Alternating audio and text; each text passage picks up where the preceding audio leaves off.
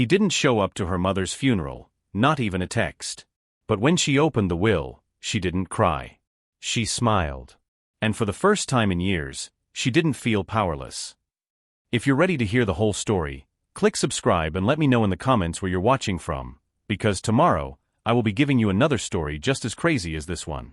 And you don't want to miss it. Now let's get into it. A single black umbrella covered her shoulders as soft rain tapped against its fabric. Camille stood in front of the polished casket, lips pressed into a quiet line, hands clasped. Her fingers trembled slightly, but she refused to cry. Not yet. Mourning doves scattered from the nearby trees as the service ended. Guests began to leave, offering brief condolences. Most of them looked past her, then at the empty seat that had remained untouched during the ceremony. He wasn't there. Not even a call. Not a message. Her husband, billionaire, boardroom legend, media darling, was absent. Camille didn't check her phone. She already knew it was silent. Leon Ashford held a crystal tumbler between two fingers, watching amber liquid swirl as the jet leveled out. His assistant handed him briefing notes. A merger. Another acquisition. 800 jobs at stake. He didn't look at the funeral reminder on his calendar. He'd seen it earlier. Twice. They'll understand, he muttered to no one in particular. Camille's strong. She knows what this deal means. He believed that. Or maybe he needed to. Because emotions were inconvenient. Messy. Unprofitable. And he'd learned early, control everything, or be controlled. Camille curled up in her mother's old reading chair. Her legs tucked beneath her, a shawl wrapped tightly around her shoulders. The fireplace crackled, but didn't warm her. Photos were stacked on the table beside her. One from her 7th birthday. Another of her mother in hospital scrubs, exhausted but smiling. A lifetime of sacrifice. You gave everything for me, Camille whispered. And he couldn't give you 1 hour. Her voice didn't break. But her heart did. He returned to silence. Camille's side of the bed untouched. He didn't call her. He didn't text. Instead, he stared at the ceiling. Not because he was sad.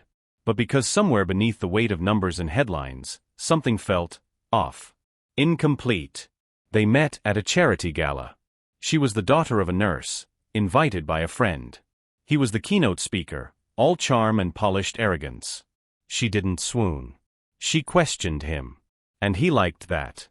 Or at least, he thought he did. They married quickly. The headlines called it a modern-day fairy tale. But fairy tales don't come with silence. And Camille had grown used to being quiet to keep the peace. The gap between them had grown wide. Not from fights, but neglect. Quiet erosion. Every decision he made reminded her, she was a guest in his world. Until now. Because now, the silence wasn't just lonely. It was revealing.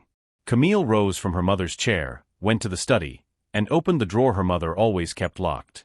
Inside, a sealed envelope. Her name written in soft, cursive ink. She opened it. Read the first line. And everything changed. What's worse in a relationship, an explosive argument or being completely ignored in your most vulnerable moment? Drop your answer in the comments. Let's talk about what real presence looks like. Camille's grief is clear. So is Leon's emotional vacancy. But the final moment, the letter, hints at a power shift that's coming. She's not as powerless as he assumed. The envelope was thick, the paper heavy. Camille held it in both hands, almost afraid to unfold it. Her mother's handwriting, always neat, always graceful, stretched across the first line. If you're reading this, it means I've gone. But I still have something left to give you. She sank into the chair, heart pounding. The letter detailed accounts. Holdings. Shares. Properties. Then came the final paragraph. Your father's family left me more than silence, Camille. They left me legacy.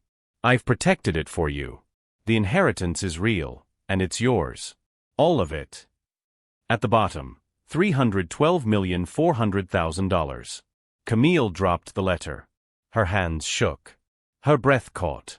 She looked around the dim room, her mother's safe haven, and realized nothing would ever be the same. Promise me, her mother had said, voice thin but firm, that you won't let him make you small. He's just busy, Mama. That's all. You were born from strength, Camille.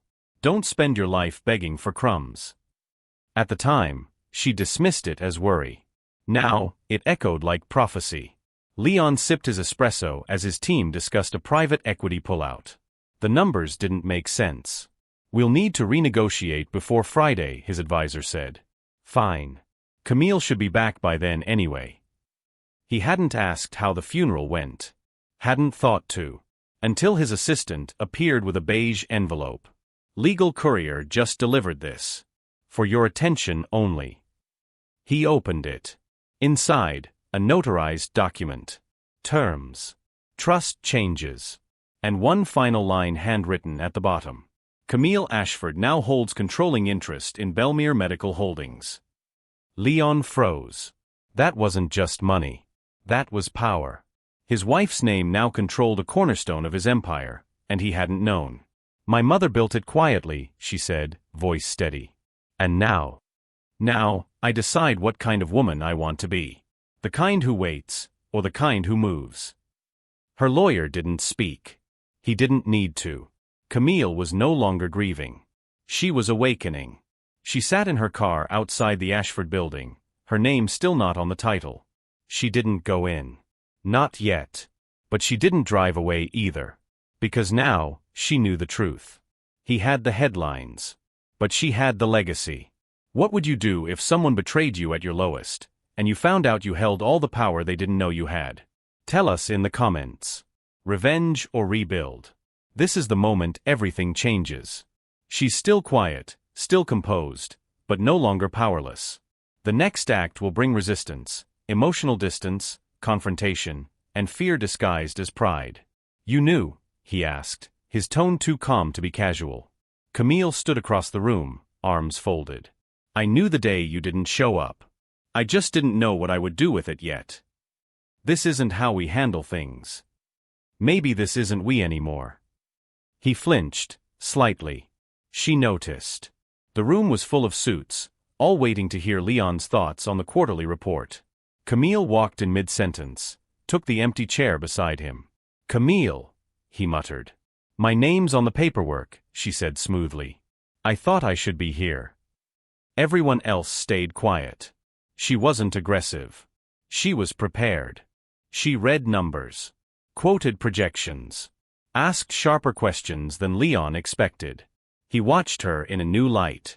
And didn't like how it made him feel. Dinner sat untouched on the table. Leon scrolled his phone. Camille sipped her tea. The air between them was still, not peaceful but charged. Why didn't you tell me about your mother's fortune? He asked finally. Why didn't you tell me you'd already RSVP'd no business? You always say that. She didn't raise her voice. She didn't need to. Because the real damage was in how calm she remained, how deeply done she sounded. He once brought her wildflowers for no reason. She once rearranged her whole schedule to fly with him to Berlin for a meeting he was nervous about.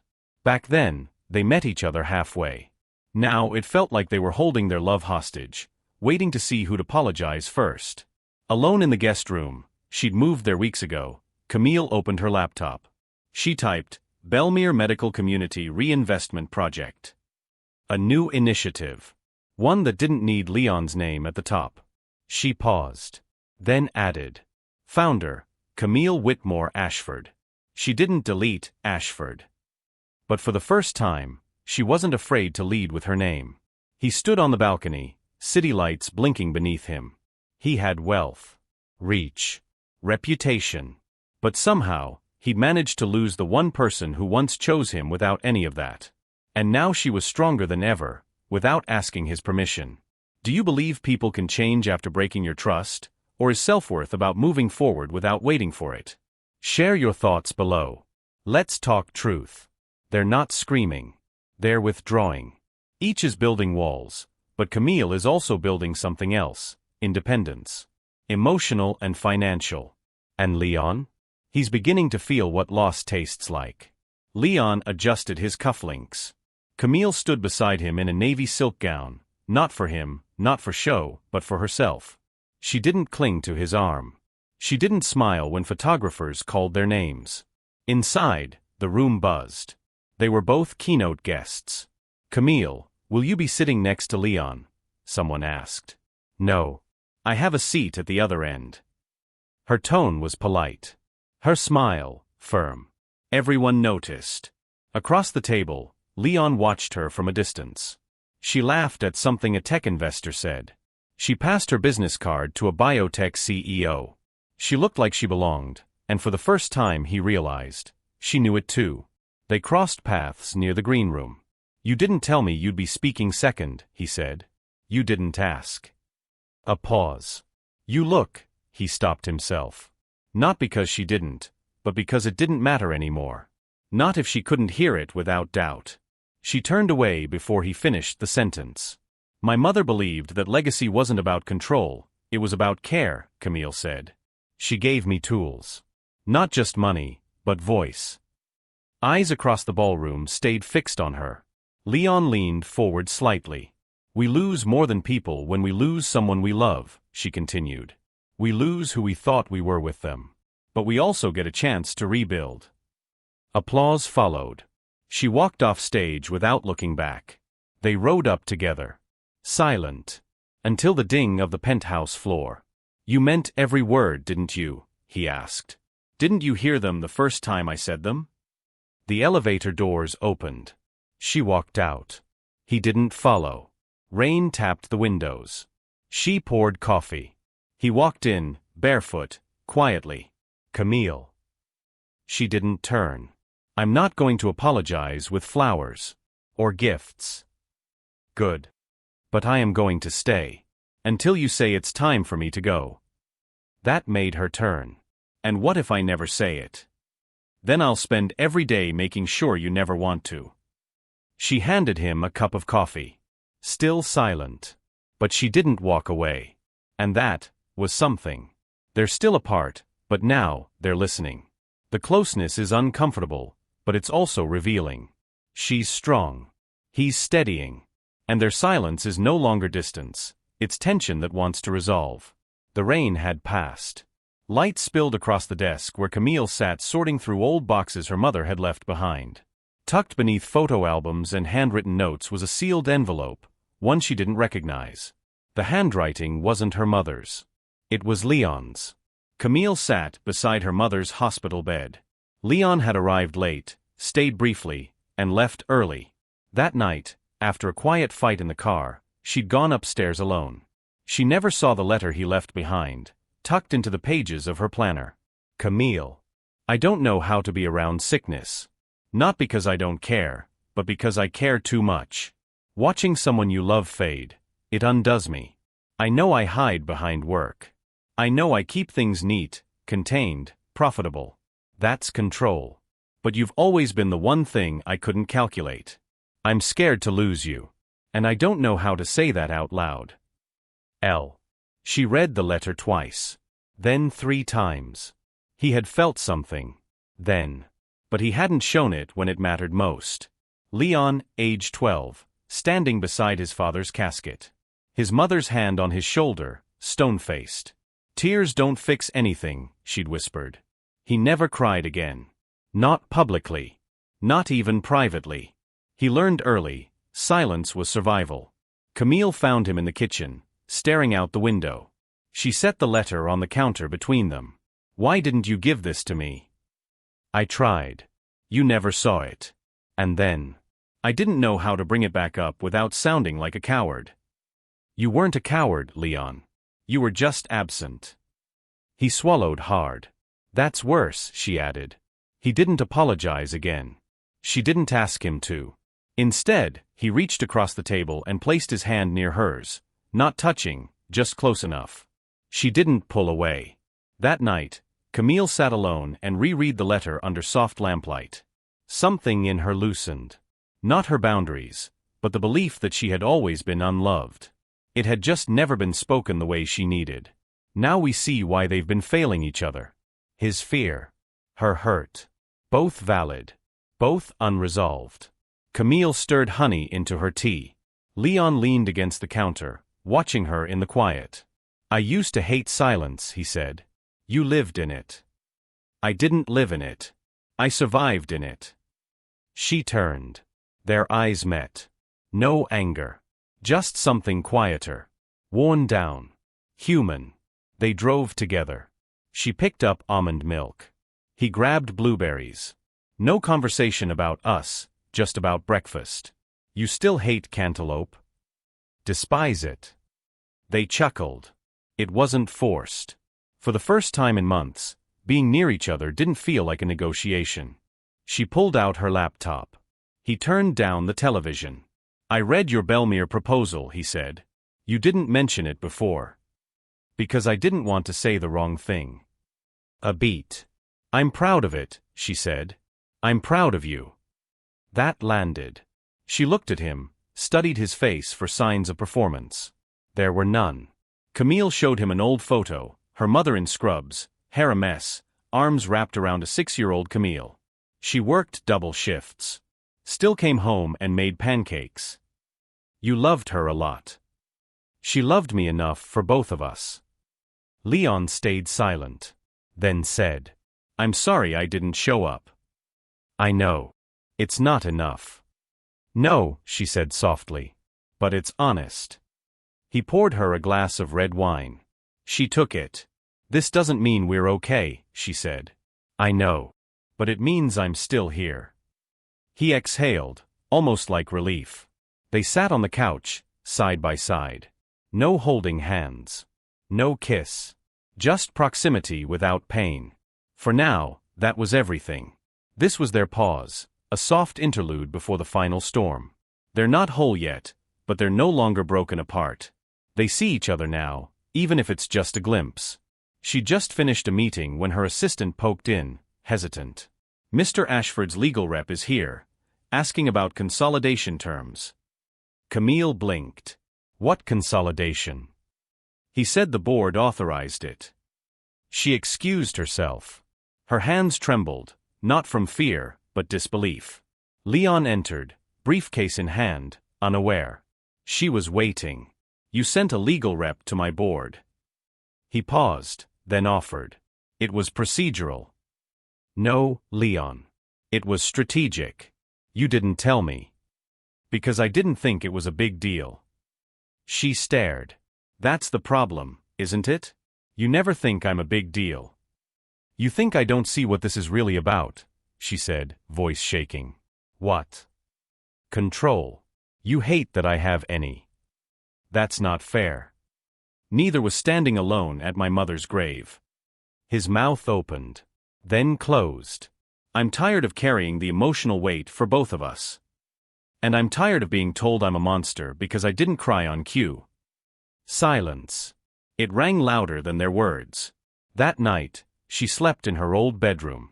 He lay awake in theirs, staring at the ceiling. The house felt colder. Because it wasn't just a fight.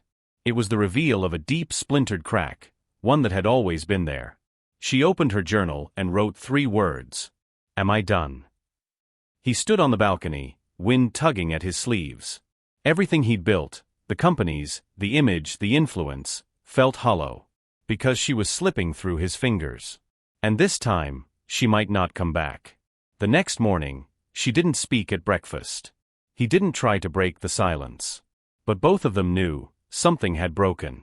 And love alone might not be enough. This was their most honest moment, and their most painful. All the effort, undone in a heartbeat by old instincts. Camille stared at the unsigned agreement on her desk, the one that would finalize Belmere's full separation from Leon's ventures. All she had to do was sign. Her finger hovered over the pen. But her chest ached like she was about to amputate something that once mattered. He'd moved out quietly. He didn't want space. He just didn't want to take hers anymore. The couch was stiff. The silence, worse. He scrolled through old photos, not just of her, but of them laughing before. Before funerals. Before secrets. Before the silence became the third person in their marriage. He picked up his phone. Then put it down again. You're sure you want to proceed? Her lawyer asked gently. She nodded, slowly. If I'm not worth partnership, I shouldn't pretend we have one. Her voice didn't shake. But her lawyer saw the sadness anyway. Why her? his mother had once asked when he told her he was marrying Camille. Because she's the only thing I've ever wanted that didn't care about what I owned. That won't last. He'd sworn she was wrong. Now he wasn't so sure. A knock. She didn't expect it. She opened the door. Leon stood there. No suit. No driver. Just a man, unsure, unguarded. If you want to be done, say it. I'll leave. She said nothing. But if there's anything left, anything worth fixing, I'll start today. Not with roses. With truth. He paused. I was a coward. But I'm trying to learn what courage looks like, if you'll let me. Camille didn't answer. She stepped back and held the door open. Just a little. Enough. This was the moment of honesty. Not reconciliation, not yet, but willingness. He finally chose her. Not control. Not image. Just her. Leon stepped into the house slowly. He didn't try to touch her. Didn't say more than she could hold. Just sat beside her on the couch, the same one where months ago, silence sat like a wedge. Now, it felt like a witness. I don't expect you to forget, he said. But I'm here. To relearn everything you never owed me, but gave anyway. She set down her tea. Her voice was measured. I don't want perfection. I wanted presence. You have it. Not just for a season. You have it, he repeated. She watched his eyes as he said it. For once, there was no performance in them. No shield. Just man. Not empire. Later that night, Camille finally opened the last note her mother left for her. It read, "If love asks you to disappear, it's not love. If love helps you see yourself clearer, that's the kind you keep. Be brave enough to be chosen, but wiser to choose back." Mom. She smiled, tears softening her features. For the first time since the funeral, the ache in her chest lessened. Leon arrived late. Camille stood at the center, welcoming guests. She wore confidence like a second skin now. Not armor, light. He stood quietly until she noticed him. She smiled. Then turned back to her guests. Not as a dismissal, but because she didn't need to chase him. Moments later, he joined her. No announcement. No fanfare. Just presence. Exactly as promised. They lay on opposite ends of the couch again. But this time, their feet were tangled. A movie played softly. No grand confessions. Just breath. Time. Warmth. Camille pulled the black dress from her closet, the one she wore at her mother's funeral. She didn't cry. She folded it carefully. Placed it in a donation box. She no longer needed to wear grief as proof of love. He handed her a key. Small. Gold. "What's this?" she asked. "To my office. My actual one. With access to every file, every account, every decision." "Why?" "Because I finally learned that loving you doesn't mean protecting you, it means standing beside you." She held the key in her palm. Not as ownership, but as evidence. He wasn't just showing up. He was letting her in. They sat on the balcony. Coffee. City skyline. Sunrise. "I don't know what happens next," he said. "Neither do I," she replied. "But for the first time, I don't feel alone in it." He reached out, not for show, but to hold her hand gently. She didn't flinch. She didn't freeze. She intertwined her fingers with his. And kept looking forward. Can love truly be rebuilt once it's broken, or does it become something entirely new? Drop your thoughts below. Let's talk about healing, forgiveness, and what we choose to keep. They didn't go back. They went forward. Together. Still flawed. Still healing. But no longer strangers to truth. And that is what lasting love is made of. Thank you for watching this story to the end. If you enjoyed this story, you will surely love the next one. It's as crazier and more intriguing as you can ever imagine. So do check it out. Click on the image showing on your screen right now to watch the next one.